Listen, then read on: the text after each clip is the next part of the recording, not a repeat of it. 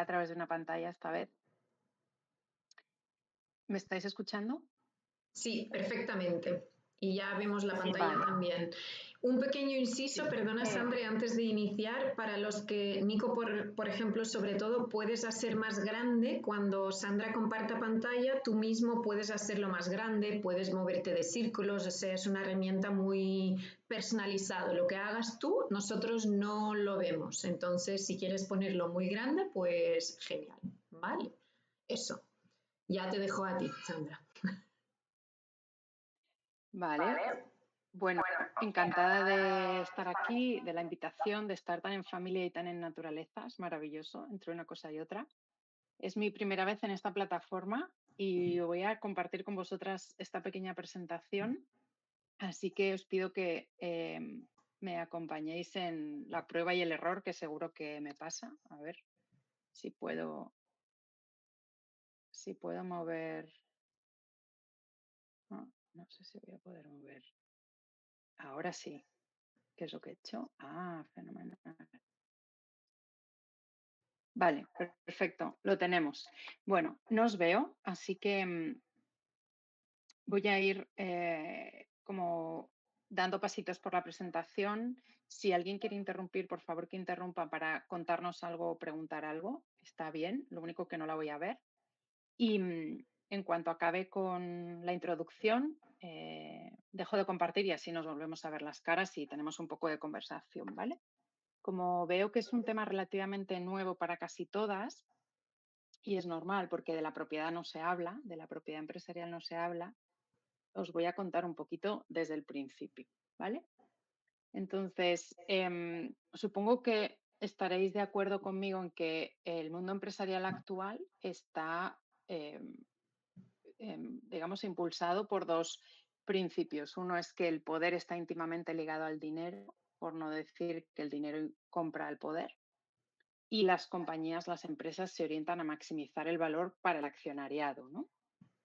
Más o menos esto lo podemos ver todas en, no sé, pues en el caso de Elon Musk cuando compró Twitter y ejerció poder sobre cómo se hacían las cosas en Twitter, o muchas veces cuando vemos que las compañías, aunque tengan en un momento dado pues unos objetivos de transición en huella de carbono o de llegar a ser cero netos en carbono, un día se echan para atrás con la excusa de que a lo mejor los accionistas no están contentos, ¿no? Entonces, esto dificulta el desarrollo de una economía al servicio de las personas y del planeta. Y nos hace preguntarnos si lo que necesitamos es solamente un cambio en los productos y servicios que ofrecen las empresas o un cambio más profundo, ¿no? Un cambio que vaya a la transformación del diseño profundo de las organizaciones, como nos dice Kate Raworth.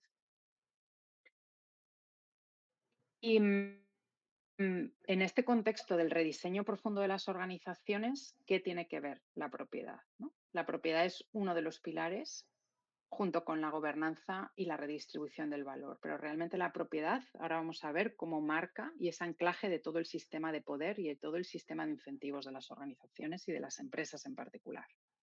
Y vamos a hacer un básico de propiedad empresarial, porque seguramente cuando pensáis en la propiedad de las empresas hay personas que se imaginan pues a las personas directivas, ¿no? Que son como la cara visible y parece que ellas son las propietarias. O a veces cuando estamos en empresas en autogestión, ¿no? Que son más horizontales y en las cuales las personas empleadas tienen más poder, pues parece que estas personas empleadas son la propiedad de las empresas, ¿no? Porque los propietarios suelen estar pues más ocultos, no son tan visibles. Sin embargo, lo que decíamos, la propiedad está en quien tiene la propiedad de las empresas, como quien tiene la propiedad de un bolígrafo, es quien tiene la capacidad de hacer y deshacer y quien toma las últimas decisiones en la empresa, ¿no? Es, digamos, que el sistema operativo para toda la organización. Si la propiedad está orientada a el propósito a largo plazo, a que la empresa sea un vehículo para ejercer y llegar al propósito a largo plazo, las personas y la plantilla de la empresa podrán hacerlo. Si la propiedad está orientada a maximizar el beneficio, por muchas políticas y por muchos departamentos de sostenibilidad y por mucho propósito que generemos en la organización, no vamos a llegar.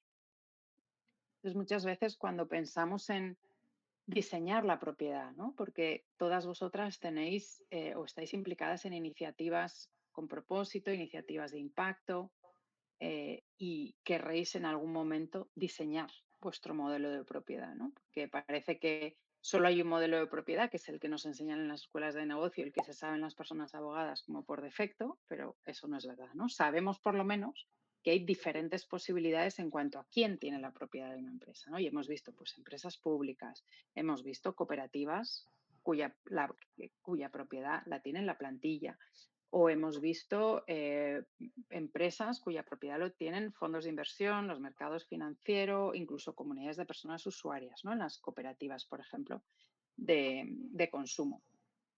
Pero el quién no es la única pregunta que tenemos que hacernos cuando hablamos de la propiedad. También importa el cómo ejercemos y cómo miramos la propiedad, ¿no? Si la miramos como un activo, yo tengo la propiedad de una empresa y para mí la empresa es un activo que puedo comprar y vender, o si en el otro lado encontramos que la empresa es un camino, un canal para realizar un propósito, ¿no? Entonces, esta diferencia también es una diferencia que cuenta para diseñar el modelo de propiedad. Y, y si pensamos en la propiedad empresarial, quizá haya alguna que lo tenga súper claro, es como uno de los principios del derecho mercantil, ¿no? Que la propiedad son derechos de voto, que digamos es el poder, y derechos económicos a recibir dividendos al final del año de la empresa. Y normalmente esos dos tipos de derecho, el de tomar decisiones en la Junta General de Accionistas y el de recibir dividendos al final del año, van juntos, ¿no? Si pensáis, si sois accionista de alguna empresa, tenéis estos dos derechos juntos en un título que se llama acción. Entonces, esta lógica de que los derechos económicos y los derechos políticos de la propiedad van juntos, pues perpetúa esa lógica que decíamos al principio, ¿no? De que el poder está íntimamente vinculado al dinero y de que las empresas se orientan a maximizar el valor de las acciones. Y lo que encontramos es que justo en el contexto actual, en el que hay cada vez más empresas con propósito, empresas de impacto, empresas familiares incluso, ¿no? Que se plantean cómo mantener los valores familiares a lo largo del tiempo, pues se plantean repensar la propiedad corporativa. Y ahí es donde entra la propiedad orientada al propósito o la steward ownership, que es la expresión británica que solemos utilizar o anglosajona que solemos utilizar, y que efectivamente es el modelo que adoptó Patagonia y ahora lo vamos a ver, ¿vale? Y para ayudar a una empresa a transitar hacia un modelo de propiedad orientada al propósito, ¿qué tiene que pasar? Pues en realidad es una cosa muy sencilla a la vez que compleja. Voy a contar la versión sencilla. La versión sencilla son tres pasos. Uno, separar los derechos. Por un lado, los derechos de voto y por otro lado, los derechos económicos. Y luego, rediseñarlos en función de dos principios. Uno tiene que ver con el autogobierno y otro tiene que ver con la orientación a propósito.